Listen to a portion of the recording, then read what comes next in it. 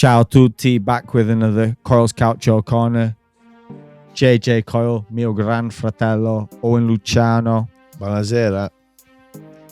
Yeah, and so welcome back. Happy New Year, everybody.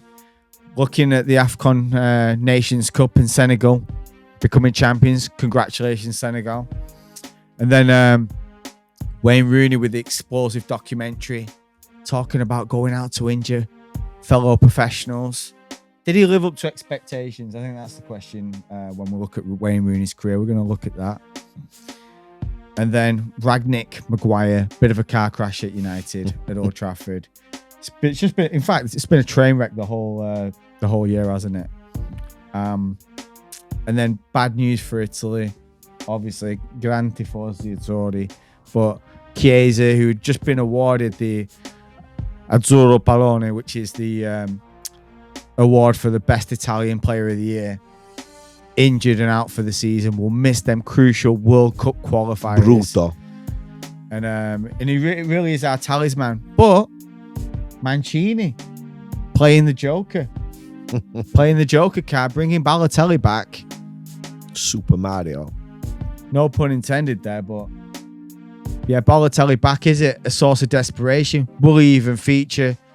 You know, we'll give our take on that. But yeah, first heading to the AFCONs. I mean, Mane versus Salah in the final. It's Liverpool's left wing versus the right wing. What did you think of the AFCONs? Well, I mean, there was a lot of speculation leading into the tournament about what the tournament was going to be like, and there was a few people really disrespecting the tournament and its quality. But I think this tournament, in terms of quality, has been the best I've probably seen, I'd say, in the last 20 years. And Sadio Mane and the Teranga Lions of Senegal, congratulations to them. The fact that CCC as well, one of the few black coaches to coach in Russia in the last World Cup, and almost ridiculed really at times, and he was unlucky with Senegal himself when he got to the final and got beat, and steering them to victory. It's sweet for him as well, and it's a real big up to black African coaches, showing that they've got quality. If you give them the resources and you give them the right facilities, that they can do things. And I just think Senegal, in terms of a football country, I think it's fantastic seeing them scenes, seeing all the fans cheering them and seeing what it meant. And although I'm a United fan, I can only take my hat off and admire really Sadio Mane, not just for what he does on the pitch, but for what he does off the pitch. You see the guy giving charities, building schools, hospitals. He doesn't need jets and diamond watches. This guy's giving back to his own people, and I think one of the greatest things that you can give fans or people is moments, happiness. And when I saw them pictures of all them fans and seeing Mane with the trophy, I was just delighted for him. Congratulations. Yeah, I enjoyed elements of the last one. I think it was 2019 where Mahrez scored a late free kick in the semi-final and showed some great skill when Algeria won it. So I enjoyed elements of that tournament. I didn't really think Salah turned up that tournament, but he turned up this tournament. I really liked Hakimi. Was a standout. I mean, I've seen a lot of pundits talking about their team, the EA team of the year, and who they'd have at right back, whether it be Trent Alexander-Arnold or whether it be João Cancelo or indeed Kyle Walker. But Hakimi, 37 games for Inter last year, 7 goals and 10 assists and some crucial assists. Are you sure it wasn't Dortmund? No, he had some crucial assists in the stretch for Inter, and a real phenomenal season, and he scored 2 fantastic free kicks. What about his last 6 games for Inter? Putting up some great numbers. 4 assists and a goal. Really carried him over the line in that. I thought he was the second best player, if not the best player and most valuable player for Inter last season. He was fantastic. For me, definitely the best right back in world football at the moment. But when he stepped up in this AFCON and scored them 2 free kicks, amazing. And then I believe in the semi-finals, I was watching against Egypt, against Salah's team, and he won a penalty. So he was making a real impact. He's a nuisance to guard against. I mean, who do you think's? Let's look at some of the best African players who have played in the Prem. Who would you say? I mean, you've already mentioned Mahrez. Yeah. I mentioned Mane. We've talked about Salah. Is there any others that you throw in there? Yeah, I mean, not looking at like Weah and Eto'o who played in the Premier League, but really starred in Serie A and La Liga. But Yaya Toure, I mean, at Man City, he had I think he had a season where he scored 20 goals and had 9 assists from midfield when they won the league. I think it was 13-14. Yeah, 35 games, 20 goals, 9 assists. He could score 3 kicks. And his left foot was... I was watching, one of them Icon... one of them 30-minute Premier League Icon shows. Yeah. And like greatest midfielders and all them kind of programs. The left-footed goals he was scoring, and they're not like semi-crusty. Listen, I think Yaya came to the Premiership and he was like no one would really seen. He was like a Vieira, but better in terms of his products and scoring goals. And I think he had a real intelligence to his game. And I think you have to be intelligent to play in Barca, especially in that midfield. Don't forget he played a large part of his career at Barcelona with Xavi and Iniesta. He was, if not as good as they were in a lot of the games, physical, big, strong, but very technical, and he could move as well. In Rome, he played at centre back for Barcelona. So, and then he comes to City. He comes to City as a defensive midfielder. But for me, when I talk about Cantona making the difference for United when they started winning things, for me, Yaya Toure was the difference. He was the difference in that semi-final against United when they won the FA Cup, and then the following season in the Premier League, he was the guy. And also, when you set up against City at the time, is he your best? Would you say he's the best African player to have played in the Prem for you? Yeah, but I just think the biggest. I've got 2 others that I want to throw into the mix. I think there's no bigger achievement in an individual season than what Mahrez did at Leicester, and I think Mahrez's story is not yet finished being written. He's going to win more stuff at Man City. He's going to be keep in terms of what's going on. I think Mahrez, his story is not yet written, and Salah's is not yet written. I think there's two other guys you need to be thrown in the mix there. Salah's not yet written, and Mane's is not yet written. But Yaya Toure, for what he's done and the impact he had on Manchester City, for me, he is top of the pops. I would obviously Drogba. He was a focal point for Chelsea. He was a real. I'm just going to pause you for a second, there, fella, because I'm trying to get in. I know we've got viewers that African viewers that are African football fans. I'm going to throw a shout out to some of these African players and fans, because to be honest, when I was a youngster watching the World Cup and European Cups, when we used to get African teams, it was Reggie Miller who first came on the scene that caught my eye with his little celebrations in the corner. But I honestly thought, in terms of South America and the Brazilian teams, best teams in Europe, Italy, Germany, I thought they weren't really going to cause any damage. And in 94, hence the top, in 94, Italy are seconds away from going out to Nigeria, who were absolute quality. They got strength, power, what a kit as well. Absolute techers. And luckily for us, we had a guy called Roberto Baggio, who we'll mention at some point later on. But he scored in the death and then scored a penalty and we went on to win the game. But after that, I thought to myself, do you know what? Nigeria in particular impressed me, but I thought there's a lot of decent African teams that don't get the respect that they deserve, like Cameroon, for example, that had Sami Eto'o as well. But I'm saying JJ Okocha. Well, listen, I mean, that guy was incredible.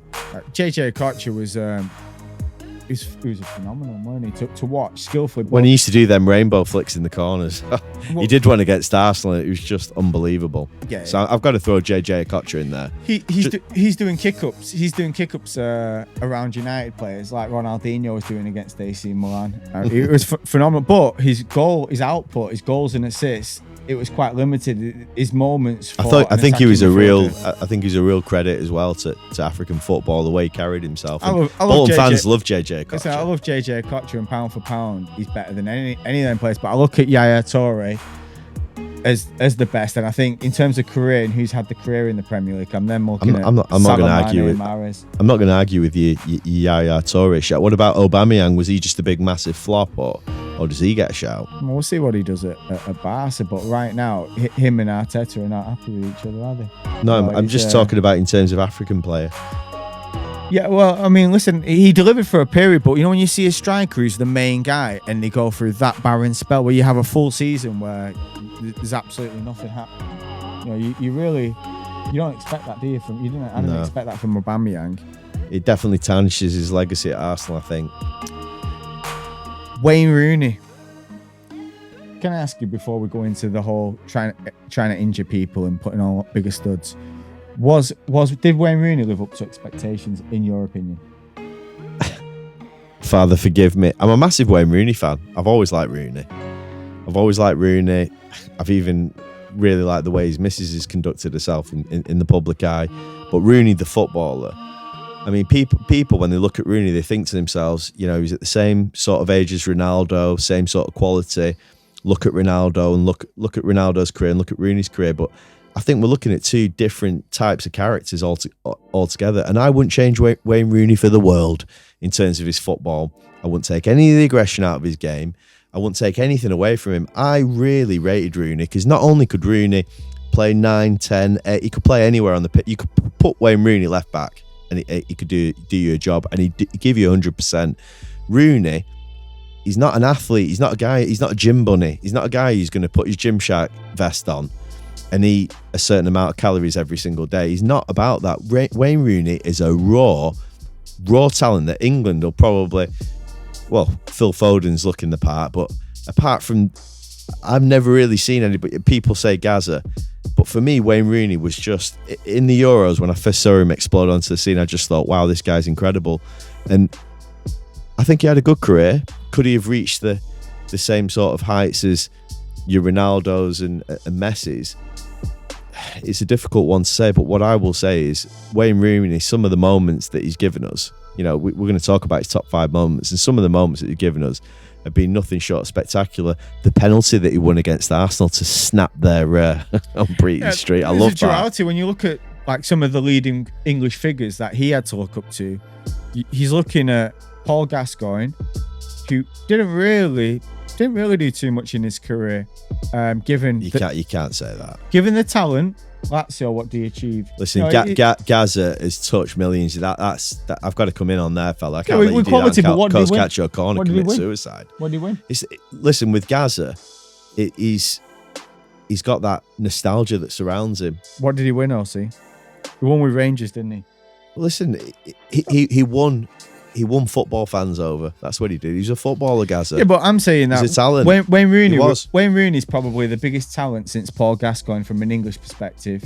And Gascoigne didn't really live up to expectations. He could have gone to United and look at what he potentially could have done. Instead, he went to Lazio, 1-0, then went to Rangers, which is the equivalent to going to Liga minus PSG. So all I'm saying is he still had his moments, Gaza. He was quality. Yeah, but did his career of 10 goals and 57 caps and 83 goals and 388 appearances, did it live up to the talent as the greatest ever England talent? But JJ, you're looking at things from a modern day football fan. I've got all the Opta stats, and because the stats say this, I'm going to say this. I'm telling you now, as a football fan, as a footballer, right? Gaza had techers. Yeah, he had techers, but he won an FA Cup with Tottenham. Listen, it's not always all about what you've won to be an incredible player. Okay, I get that. Really isn't. But we don't need to digress on Gaza too much unless we want to get in a dentist chair, right? No. Yeah, he did give some moments, but he climbed to Italia 90. He was at the top of the game. And he was one of the best talents in world football. He went to Lazio, 1-0, and then apart from his FA Cup with Tottenham before he went to Lazio, he's just got a string of titles at Rangers, which I'm sure there's hundreds of footballers out there with that. That's all I'm saying. Whereas Wayne Rooney's got that to look up to, and he's got Alan Shearer to look up to. And what did Shearer do? You know, he got a lot of goals, but Shearer is arguably one of the best Premier League strikers of all time. Yeah, but when he looks back on it, he's got the Premier League medal at Blackburn. Pretty good role model, Shearer to have. To be fair, and he's got one Premier League medal with Blackburn. So what I'm saying is, when you look at their careers, and Rooney's gone on, he's won 5 titles, he's won a Champions League. You know, he's even won a Europa League. He's the all-time England top goal scorer, the all-time Manchester United top goal scorer, and he's also the only player in Premier League history to have 200 goals and at least 100 assists. I think it's fair to say he has lived up to expectations when you look at, the other English talents. I like your That's angle. all I I'm didn't know. saying on it. Listen, I didn't know where you were coming from.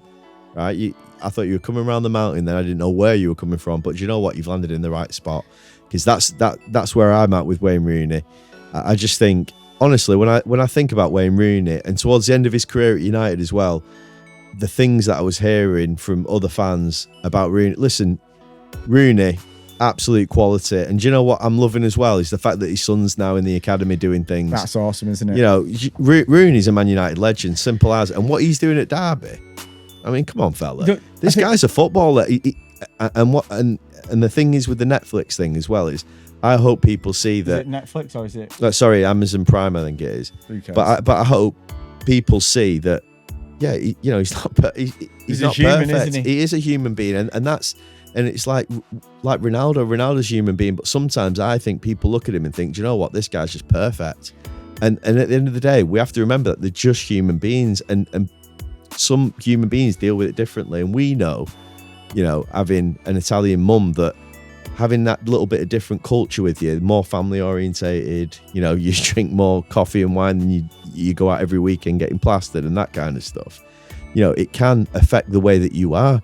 A lot of the English culture when we were growing up, a lot of people worked really hard Monday to Friday, and then the weekends they just wanted to get as drunk as possible and cheer on the local team. And I think Rooney kind of falls into that working class, and I think he's achieved. I think he's, the only caveat I give to that is that in that first Euros, he looked unplayable, particularly against France before he got the injuries. Wow. And do you know what? He never at did he really get level, back to them heights? Exactly. Yeah. And so when he so it was an injury. His young performances gave a different level of potential expectations, which were never met. But ultimately, I've got to say, you've had a fantastic career, and not only did he do all this as a main guy, but he was Wayne Rooney fans, aren't we? He was always a team player. We're Wayne Rooney fans. Absolutely. I'd have Listen, Rooney. Totti's a Wayne Rooney fan. If Totti's a Rooney fan, then I'm a Rooney fan. I'm a Rooney fan. The only thing I'd say is that in United's all-time 11, I'd have Cantona ahead of him. I think Cantona had more magic. JJ, you just love Cantona. No, but I'm just saying, No, aside you from love Cantona, Cantona. no, but aside from Cantona, I'd have Rooney there.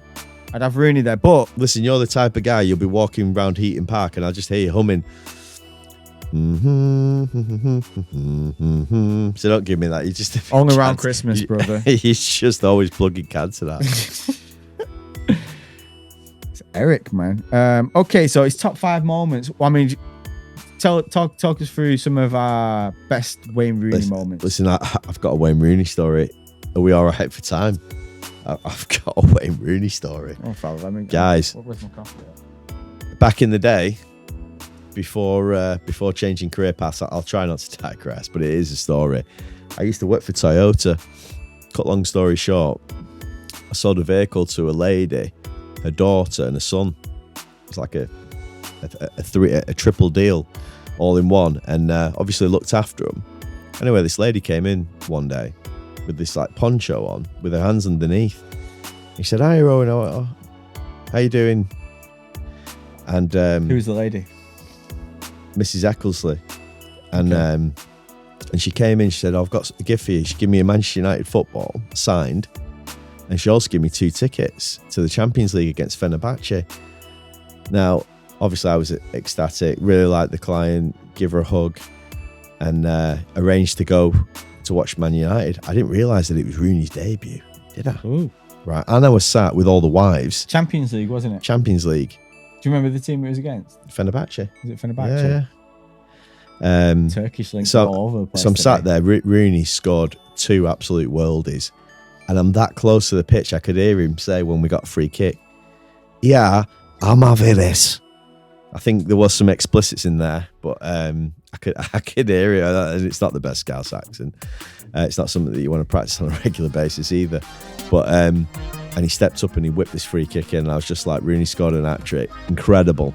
So yeah, that's definitely a moment for me. So that's one of his top. So we're looking at like some of his top 5 moments at United. Debut, hat-trick, wow.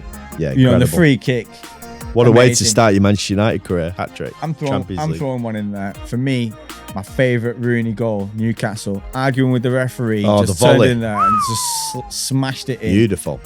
Mamma mia. That was proper tactic. That's making it, isn't it? Yeah. Seguro. That's number 2. West Ham. Yeah. The volley from Definitely. from the halfway line. I know Bex picked his spot. Bex was there, wasn't he? Yeah, I know he picked his spot though when he scored his goal against Wimbledon. But that there, just to blast it in from the halfway line, that was proper Wayne Rooney. Listen, I want to throw another Wayne Rooney moment in there. The street striker thing he did. I used to watch all the episodes. Decent. I remember him whipping a ball over the canal into these 2 corners. It was just impossible. Like the ones into the boats. Yeah, he was doing all that kind of behaviour. Wayne Rooney street strike. It was brilliant. Okay, another. Well, we've got to throw his the France performance. Yeah, the France performance in the Euros. The Euros Before he got injured. That's up there. So what's that? 3. The Champions League debut. 4. What else have we got? Got the overhead kick against City in the derby. I think it's a talking point. I think it might come off his shin. I think it did come off his shin. Did he mean it? Yeah, but you know what I think about that? It doesn't matter. It doesn't matter if it come off his shin, right? It was against City. It's in the derby and it's in the top corner. Simple. Not bothered. He had to adjust his body as well. I don't care if it come off his stud. When Nambred crossed that ball in, it kind of took a deflection, didn't it? So he had to adjust. Yeah. Really, that was incredible. Now listen, if you're going to say which one aesthetically looks more pleasing, what about his ball to Van Persie for the volley? That was incredible. But if you want to say which is more impressive to look at, Ronaldo's overhead kick against Juventus for Real Madrid. Obviously, I mean that looked like a piece of art, didn't it? Yeah, it looked like an escape to victory moment. But Derby, even a bit scruffy too. The whole way that overhead kick, that is a real contender. I did like we beat Milan 3-2 at Old Trafford, and he scored in the 90th minute or 89th minute. That was a great finish. The penalty that he won against Sol Campbell. I think he died, fella. I know, but he ended the run. Ended by any means necessary. Yeah. Malcolm X, by any means necessary. Got to do what I got to do when I got to do it. Why not? All that Martin Keown jumping about. Yeah, sit down, Martin. I was there also. I wanted to bust onto the pitch and I seen Keown doing all that. Thought, you know what I mean? Yeah, like, when you see I wasn't happy with that. When you see someone getting bullied, you just want. I wanted my players to come round him. I needed my players to come. Do you know in what? When I watch Martin Keown now on TV, I can't. I've not even forgiven him for that. I just thought it was. I thought Rio was right. He'd bang out of order, but Rio should have been a bit more forceful with it. I'm going to call him a punk. Yeah, he's a punk. Well, listen, let's not talk. Let's not give him the airtime. He doesn't deserve it. Listen, what other? Do you know what? There was a goal he scored in pre-season. It was one of my favourite goals. I don't remember where it was. But listen, in terms of Wayne Rooney, I'm a massive fan. You're a massive fan. He scored a Cantona goal, also, where he beat, like against Sunderland, yeah. He beat a few players and he chipped it. I've seen him try to go for a few more chips and them not come off. But this pre-season game, he had a Cantona goal and I was like, wow. I mean, it's moments like this where you're thinking, did he live up to his career? But at the end of the day, United's all-time top goal scorer, England's all-time top goal scorer, and one of us. Listen, a human. Yeah, exactly. He's a human being, and I think he's been fantastic. I think he's doing great things at Derby. You know, I just wish him well. I wish Wayne Rooney well. I think he's come out. He's tried to be honest. You know what? Take him or leave him, guys. But I'm a Wayne Rooney fan. Yeah, well, I'm sure the FA will do their things because they always do. But anyway, Rangnick and Maguire. I want to talk a little bit about United. Oh. United now out of the FA Cup. Out of the Deflated. FA Cup. What did you think of them going out of the FA Cup to Middlesbrough? I just don't think you can be that wasteful. I don't think you can be that wasteful at this level. And what pains me is the quality that we've got. And we've heard it all season. And we heard it in the transfer. You know, you've got Cavani, Ronaldo, arguably two of the best strikers, in world football there. Then you've got Jadon Sancho. And do you know what? I'll give him props because Sancho now is starting to show me that he is the real deal. He's a baller. And the megs that he did the other day against Burnley, I mean, when he's feeling his game, Sancho, he's on it. Rashford, last season or the season before, we were singing exclusively on the FA Cup. Exclusively on the FA Cup. You can't miss them kind of chances. And Bruno, as quality as he is, I mean, the chance that Bruno missed, and he's done that a couple of times, where he's just, and I think, when people talk of the comparison about Cantona and Bruno, Cantona's not missing that. No, never. Cantona's just absolutely caressing that into the net and then going on a mad celebration. And Bruno's just trying to smash the bleep out of it. And he doesn't need to. I don't feel as critical about the Middlesbrough game. I look at it and I just feel like their goal was a handball. Roy Keane, yeah, it was. Their goal was handball. It wasn't a goal. If we've not had a couple of decisions. If it's 1995 or 2003 or 2008, if it's another era and we lose unlucky like that, I can look at the team and say you wasted your chances. But we've got video assistant refereeing. We've got VAR. They looked at it, and do you know what the players did? Even the guy who handballed it, they all tried to sell it. You know, like Diego Maradona. Quick, everyone celebrate. They won't see that I handballed it. But there was no VAR then. There's VAR now. Despite him trying to sell it, you're watching it, you're looking over it, and you're like, you need VAR. It's handball. It's handball. No, but they've changed the law. No, but they had VAR in the FA Cup game. They looked at it. Hold on, did you know in the game he told you that he changed the law, and because they'd removed some words out of the previous law that they couldn't give it. Now normally, if you handle the ball and the ball goes in the net immediately after, it's classed as a handball. This guy, if it hadn't touched his hand, the Middlesbrough player, it was going out, it was going away. The fact that it touched his hand allowed him to do what he did. And you know what? I don't want to take anything away from Middlesbrough, because Ads, one of our good friends, has had a great career up there. You know, and I've got Mel's boyfriend, Cam, he's a big Middlesbrough fan, so... You know what I mean? Sometimes you've just got to take your hat off. It's about VAR, exactly, isn't it? Exactly. No, that's what it's about. I'm looking at it and I just think... So we can't be too critical about United against Middlesbrough, but we can be critical against them, against Burnley, and we can be critical against one person in particular, because his name keeps cropping up. Week after week, game after game, this guy's name keeps cropping up. And I'm sorry, when you've had that kind of price tag, now I know he didn't set the price, but we've gone in for him. And what we've shown is that this guy is going to sort our defence out. And it's the absolute antithesis of that, what's happened. Because what I think is that our best two centre-backs right now, I don't even have to say his name, everybody knows who I'm talking about. Our two best centre-backs right now at Manchester United is Varane and Lindelof together. All right, that's Sakura. And then you play Luke Shaw on the left, and then Dalot or Wan-Bissaka right back. But that's ultimately back. And De Gea, sorry Henderson, I don't know what people were thinking when they said number one. De Gea is our number one, and he's playing really, really well this season. But for me, when you've got a centre-back that is that, he just lacks concentration. You know, stay on your feet. I've heard Rio say it week after week. Top defender, stay on your feet. This guy doesn't stay on his feet. He dives in. He gets dragged out of positions, and he hasn't got the pace to recover.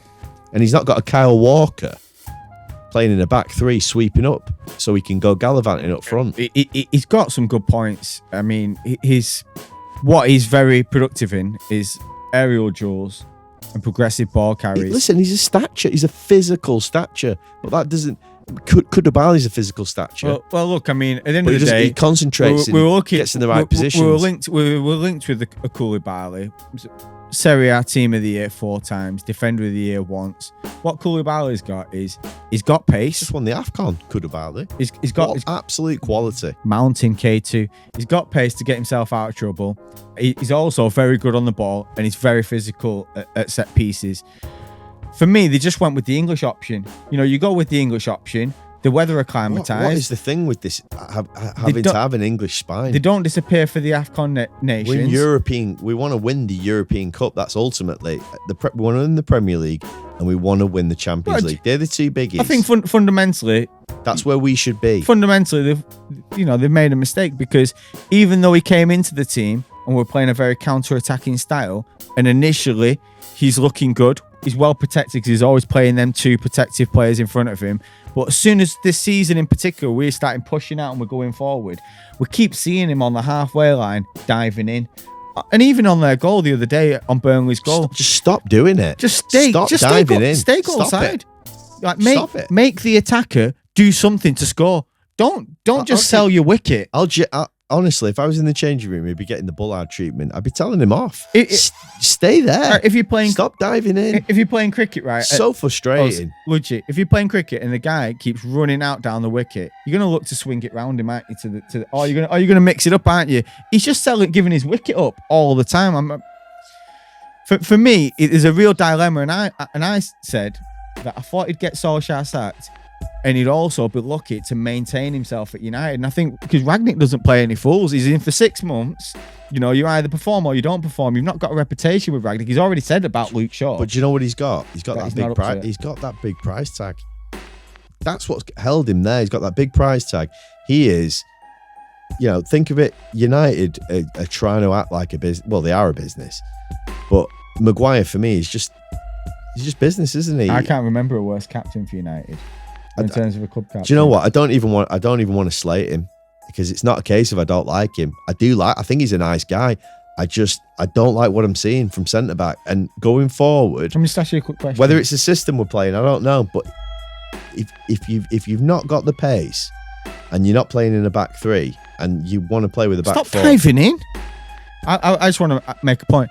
If he was arrested and he stayed in jail for 12 months in Mykonos, would United be in a better position? If he was in Mykonos and we didn't see him for the last 12 months, would we be in a better position? I'm just asking the question. I don't really want to answer that, to be fair. I mean, I don't want to throw the guy under the bus. Like I said, it's not that I don't like him. We'll talk about Rangnick then. I've got Manchester United's best interests at heart. That's where I'm coming from as a football fan. And it's got to the stage that if we're going to play 4-4-2 the way that we are doing, he can't play there. If Leicester came in for him right now with 30 million, would you take it? The thing is we need a replacement. Yeah, but if they came in and said, we've got 30 million for you for Maguire now, would you take that 50 million loss and just move forward? I'm not selling any centre-backs until we've got a replacement coming in. I just get rid of him. Oh, you've got to take a loss. At the end of the day, they've taken losses on so many different players. We're gonna take a loss. At the end of the day, he still holds some value. He's still an England international. They can sell him in the summer. They'll get a decent tag for him. Let him have a good He's World also Cup. got a World Cup, exactly. Let him have a good World Cup. Sell him next January. Let him score a goal against Panama from a header or something from a corner. This midfield that we've got at Manchester United at the moment, I mean, when they're playing Bruno, Pogba with McTominay, if it all works, fantastic. But if they fall back to that two holding players and they're going to do Fred McTominay or they're just going to rotate them two players, it's just not going to work out. Let's talk about Rangnick. What do you think of his start to life at United? Listen, obviously out of the FA Cup. All what I want to say about Rangnick is he comes across professional, comes across hardworking. I like his communication style. Very clear in his communication. He's not an Antonio Conte. You're not going to see him with that passion on the sidelines. He's a calm, measured character, and he's the type of guy that if you give him longevity, he will crack his code because he knows what he wants to do. He's got a clear path, very simple vision, you know, and simple instructions for world-class players should be really easy to follow. Yeah, I mean, when I look but you have to want to put a shift in. I look at Rangnick and I think, obviously, spent a few years being director of football. He's come in, and I can't believe he's only here for 5 to 6 months, and they've not given him a little assistance in the market. You've just had a transfer window. You've lost a few players. Listen, he's not in there to buy players right now. He's in there to earmark players, right, and to get rid of players or to get players loaned out that could be part of the squad, or he wants to get rid of or sell the players like Pereira that have got no futures at the club. Now, I think United's players, they want Pochettino to come in. And I think this is the guy who brings the feel-good factor back to the club. And he also gets us playing football the right way. Now, I'm going to be honest with you, and people might not like this. I don't care if we don't win the Premier League next season. I don't care if we don't win the Champions League. But what I want to see, and this is all I want to see, is I want to see Manchester United competing in every single tournament. Okay, but just listen, just on the here and now, because it's all right looking at... And I think Pochettino's the man who can bring that. You keep looking at 20 and 30 years ahead of time. You've got to plan at any club for the long term and the short term. You don't just write off a season at this juncture, especially when there's top 4 to play for. There's trophies in the offing. Listen, I'm not writing off the season. No, hold on. What do I expect this season? We've got a Champions League run left. That's it. We've got a Champions League run left and a top 4 finish. Yeah, I'm talking. Now, this top 4 finish is already in jeopardy because you've got Arsenal and Spurs on our heels. And when it's in our hands and we've got a big game, we started off against Burnley well. I thought we were unlucky with Varane. Who cost us that decision? Again, it was, like I said, I don't want to throw the guy under the bus. It's just he's either going through a serious dip in form, but he just needs to come out of the team. So stepping off that for a second, what I'm saying here is they brought Rangnick in and they've not given him any backing now. Now, you don't just write off this season, even if you're not looking at him long term. All right. Who does Rangnick bring in right now? Well, before we even look at that, you know, what I'm saying is There's no point bringing somebody in just for the sake of it because he's going in the summer. Just hear me out. I heard you out. Hear me out. So Rangnick, has come in there and we've got an FA Cup to play for at the time they brought him in. We've got top 4 to play for. And we're in the Champions League. And with a bit of luck, who knows? But there's a gaping hole in midfield. Now, had Rangnick earmarked anybody? Well, yeah, I mean, they were talking... Hold on, you've got Pogba coming back from injury. And you've got Bruno in there. Yeah. And McTominay's been playing well. So who would you change out of that three? So Rangnick came out and he said the squad we had too many players. And I agree. You know, in certain positions, we had too many players and we needed to offload some. I get all that, but you can't tell me, you look at United squad and you can't see a gaping hole in them defensive midfield positions. You know, I like McTominay. McTominay's a good player to have, but he's a box-to-box. He's better when he's going forward. He used to be a striker. You know, you want a guy in there. And there was a guy in there that was on the market. That was cheap. I don't know if you pronounce his name Zakaria. But this guy, he goes to Juventus. He even scores on his debut, along with Vlahovic. No, but what I'm saying is, why wouldn't you give him someone? But maybe Rangnick is looking at it and saying, well, I've got Gardner there, who I'm going to bring back because he's playing well. Playing at Forest, he's doing really well. He's also probably looking at Hannibal and thinking this guy can make the next step. Listen, United have got some quality youngsters. I don't think Rangnick's looking at them. I think what's happened is the Glaziers looked at Rangnick and thought, if we can get this guy in without buying anyone, we save ourselves a few quid. We save ourselves a few quid in the immediate future. You're just going down the green and gold. No, but no. They did it with Solskjaer. When they first appointed Solskjaer, they knew that if they got to January with Mourinho, they're going to have to spend in the market to keep Mourinho happy because they only got him Fred and it weren't working out. Now, this season, clearly we needed something in the middle. I know there was investment in the summer, but the middle of the pack wasn't addressed. Unless everybody out there thinks the middle of the pack's fine, or it may be just me. You know, it might just be me and Roy Keane saying, why are you playing Fred? You know, it could be just us. Maybe there's no problem. Right, ultimately, what you're saying is that Rangnick should have bought a midfielder. He needed to. And the fact that he's not been able to get something in there tells me that United were just kind of getting someone to tie them over and save them money. I'm not happy with it at all. No chance. But I do like Rangnick. I like his communication. Yeah, but hold on. If United were looking at doing that, why would they have offered him a 2-year extension to go in a consultancy role? Rangnick is not he's a short-term managerial appointment, but he's the move in him into the structure of the club. Why wouldn't you trust him to bring in a player? I think they have trusted him. I think they've trusted him. And I think that them players that we've mentioned have not either been right, or it's not been the right time in the contract, or they've not been available. You said the players want Pochettino. Do you think Pochettino's better than Ten Hag? I think Rangnick wants Ten Hag. Listen, with me, in terms of managers, I think Pochettino, the football that he has played, that he was playing at Southampton and that he was playing at Spurs, I haven't really seen that much of him, to be honest, at PSG. But I think the football that he was playing at them two clubs on a shoestring budget, I mean, this guy didn't need a fortune, and you give him a little bit of money at Manchester United, and you can see that with Pochettino, he knows how to coach players. And he knows how to get the best out of them. What impressed me about Pochettino is... Dele Alli came from... Where did he come from? MK Dons. And under Pochettino, he was playing some great stuff. What impressed me about Pochettino was when he took over Southampton, I was... the United game. The way that they pressed you as well. I mean, it was a tough game. That I remember it was 2-2, weren't it, that first game? No, we won 2-1, but it was 2-1 and they pressed the life out. We had like Rio at the back there and we were really just struggling. I thought he's only had like a week, 2 weeks with his team, and already I can see a clear different style of football, and he was putting us in all sorts of predicaments with it. But bring you know, I'll take Poch. Listen, to be honest, I like the way he carries himself as well. I kind of like Rangnick, to be honest. I really do like him as. I like him. I like what he's bringing to the table. The only thing is that I think it's going to be tough to crack Pep and Klopp and that level of competition. I think the best. I think Poch has got it. I in thi- him. I I love think- that Argentinian. I think that- Argentinian passion as well. I think the best guy for the job's Mancini, but I hope he's still in a job with Italy and he doesn't, But I think if things don't go well with Italy, Mancini, he's but back on the market, and I think managed- he's the managed- guy. He managed City, didn't he?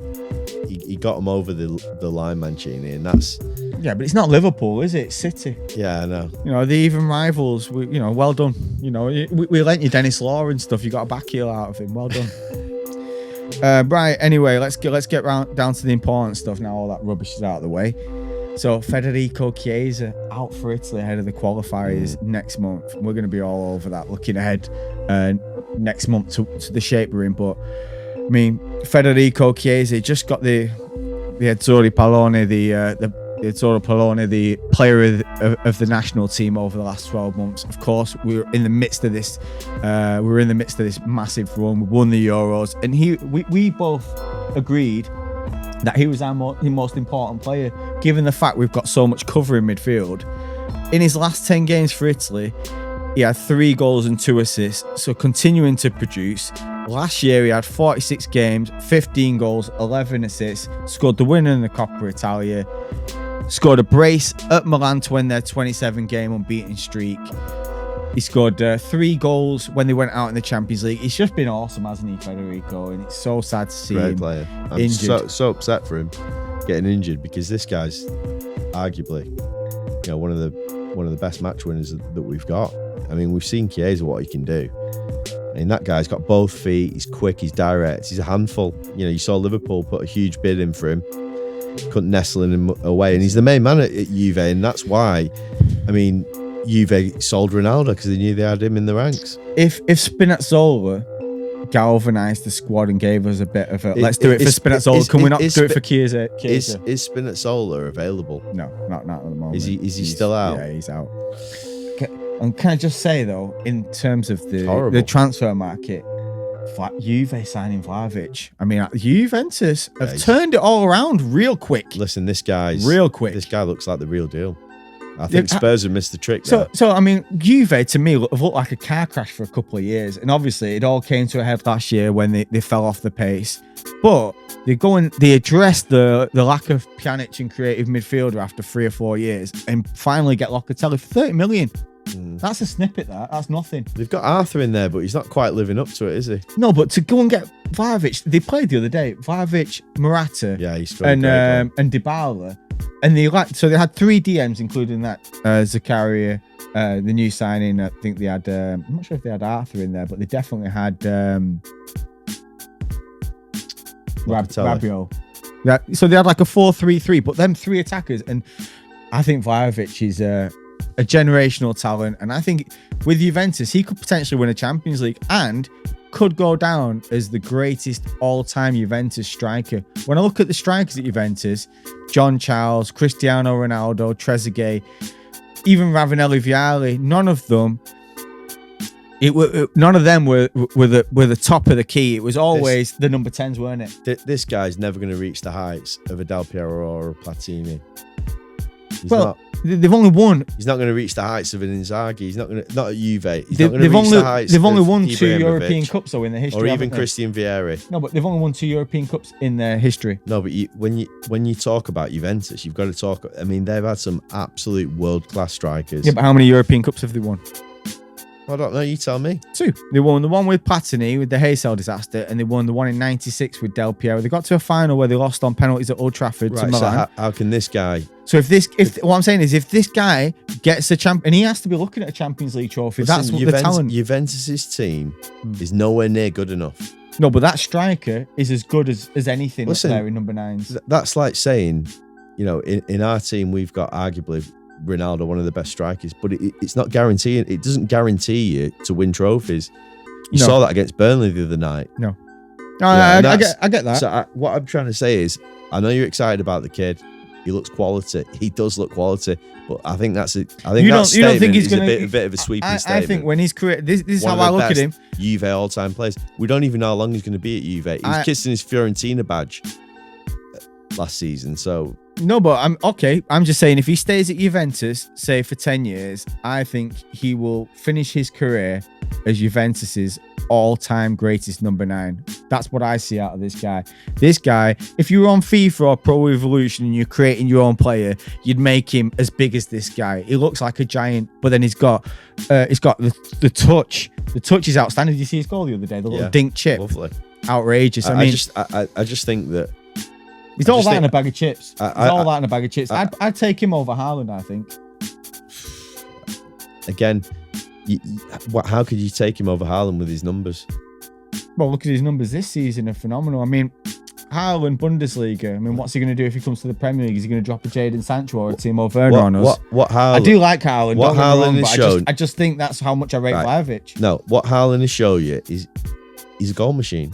That's what he shows you. You sign Haaland for one reason and one reason only. You're getting a great goal ratio. Now, this guy's gone to Juve. Great player. Conte knew about him. Conte's no slouch when it comes to these players. Yeah. Wanted to sign him, and he was missing. And he's gone for a relatively cheap price. Now, when you consider his value and what Juve bought him for, can you believe that? Can you believe that Juve?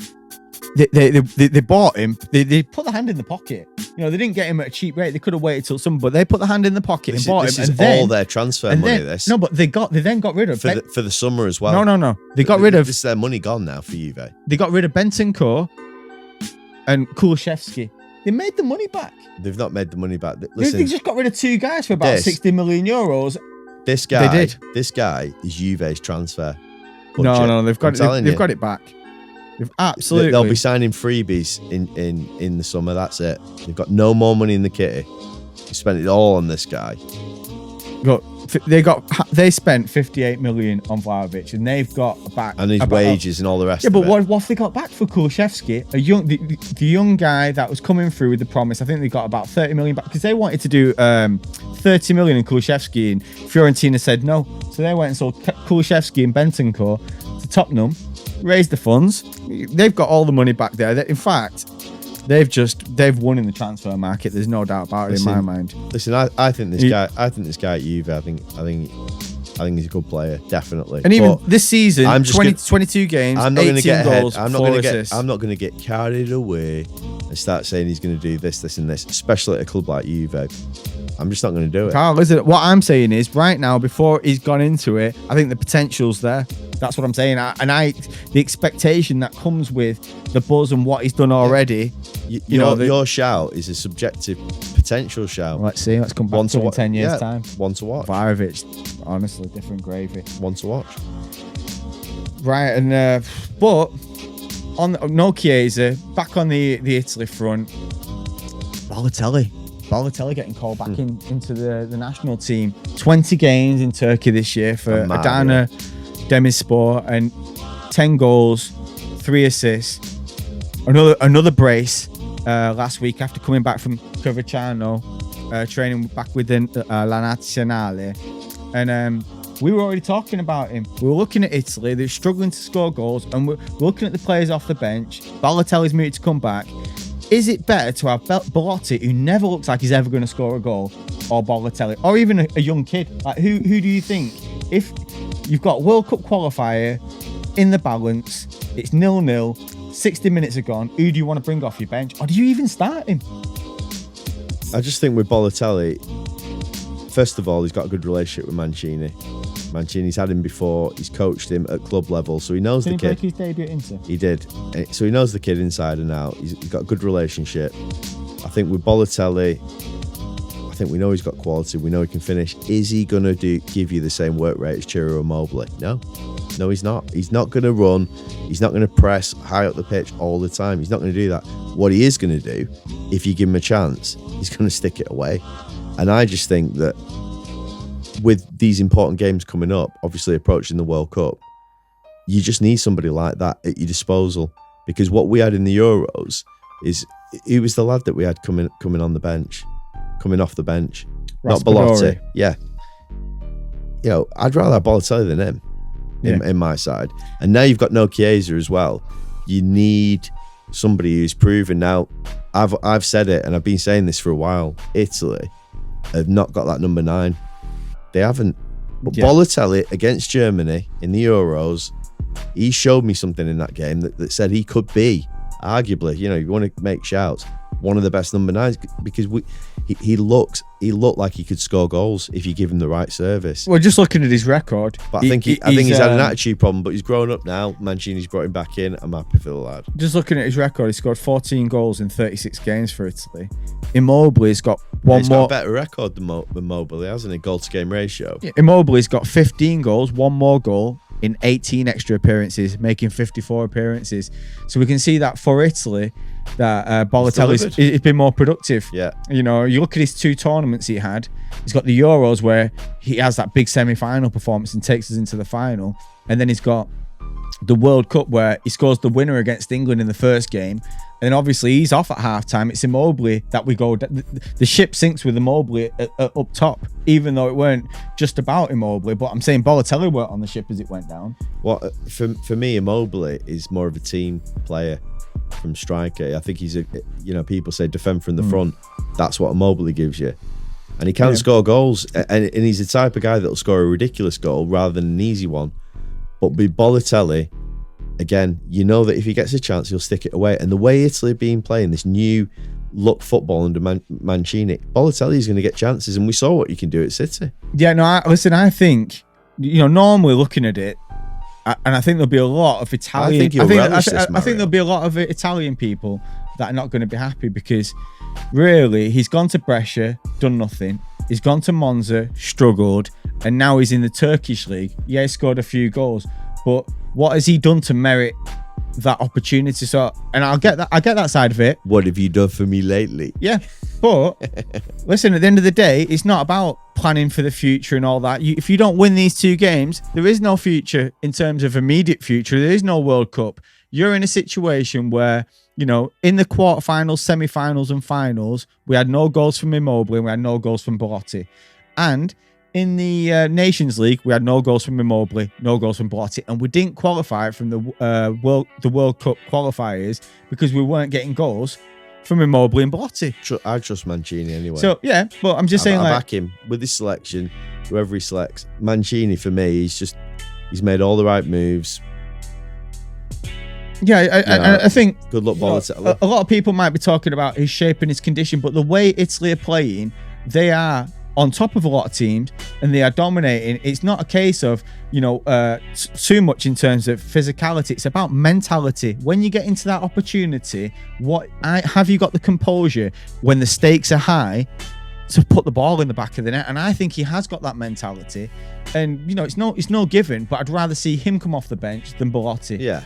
I think he's a better plan B. I really do like the look of that Scamacca. I like the look of him. But I'd rather see, at this juncture, Balotelli come off the bench. But I think if we look at the front 3, ahead towards the North Macedonia and the potential Turkey-Portugal game, we're looking at Insigne, who, good luck at Toronto.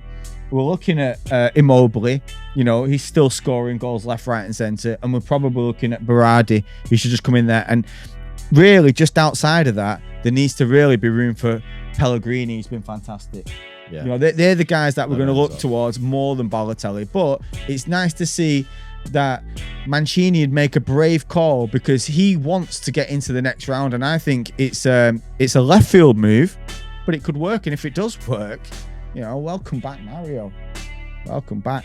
And we'll look at the World Cup qualifiers in more detail and the potential opposition. Looking at North Macedonia and obviously facing the likes of Bernardo Silva, Cristiano Ronaldo and Bruno Fernandes. If we face them in Portugal, it's going to be massive. Can I do a shout out?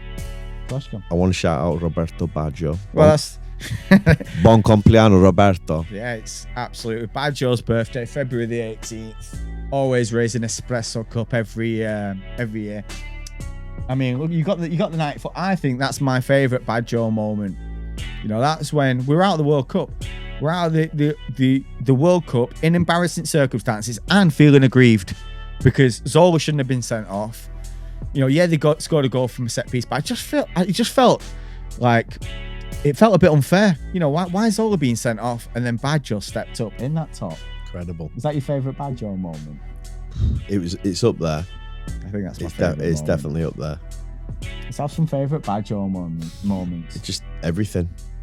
1990. Honestly, seriously now, I genuinely love Roberto Baggio. I just love the guy. He is the reason why I love football. Why I love football the way I do. Going over to Italy and seeing not just the love that I had for him, but the love that everybody had for him.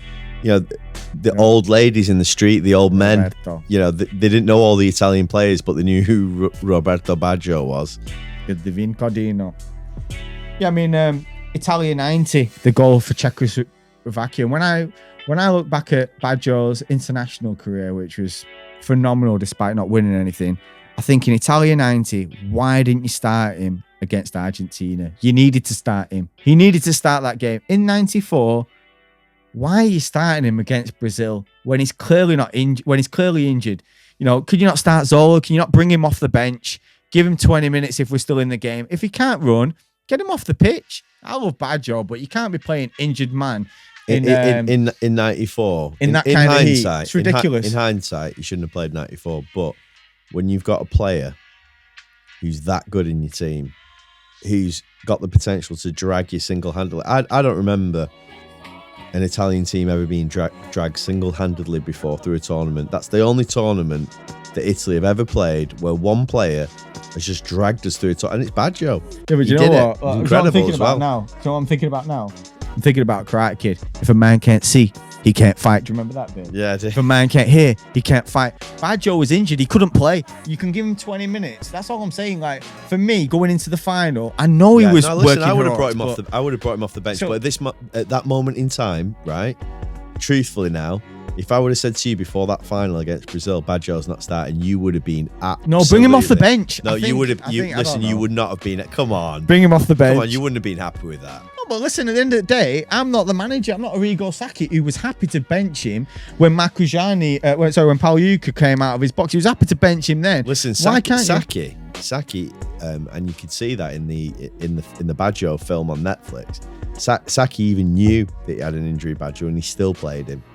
So there's them two, blame and anyone, blame Sacchi. And then, that's what I'm saying. And 1998 against France, why is he not starting? You know, I kept hearing it. Oh, we're gonna keep waiting for Del Piero to arrive, like Paolo Rossi eventually arrived. Can you see how silky? Yeah, but let's go back to 98, right? Paolo, they kept waiting for Del Piero, didn't they? He wasn't delivering, and they like throwing Baggio on. Baggio comes on with like 20 minutes to go. Comes close, scores his penalty. But why are you not playing him from the start? But exactly. So you don't want to in 94, same thing, bring him off the bench like they did in 98, and you know him score his penalty, but we still go out. No, but he was injured in 94. He wasn't injured in 98. He was deserving in 94. He weren't up to it. He weren't physically up to it. This is all I've got to say on Roberto Baggio. Is he was just a magical player, not only a footballer but a human being. You know, I'm even following sites just so I can see a picture of him every day.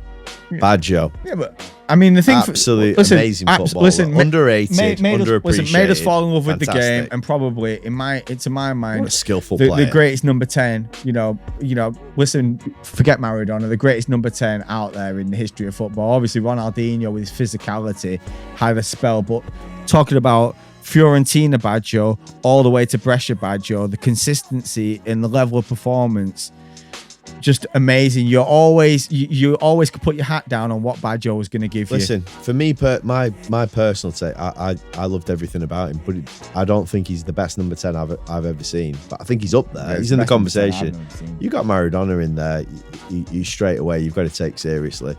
Yeah, Messi. Listen, if you want to say who had the better careers, and you have to give some sort of plaudits towards the physicality, because Baggio was playing on one leg. But I'm just saying. Is this going back to your Cantona-Henry argument? No. Okay, just checking. No.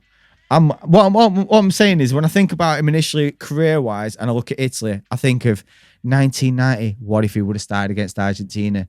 94. What if he would have been in the bench against Brazil? 1998. What if he would have... Listen, I know it's gone. It's all gone. You've just had your piece. Let me have my piece, right? 1998. Right, then, well, you know what I mean? Just keep. Let me breathe. Let me put some fire out there like a dragon. Just let me just get some off my chest, right?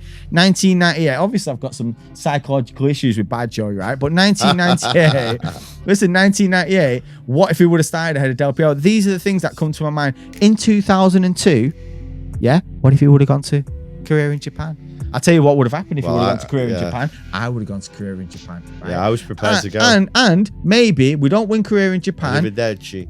Maybe we don't win it if he goes, and then maybe the players haven't, had them experiences to go and win 2006. Listen, everything worked out, but in terms of Italy, he was a phenom, and I just kind of wonder what would have happened if they would have managed them key games differently. Oh, Auguri Roberto.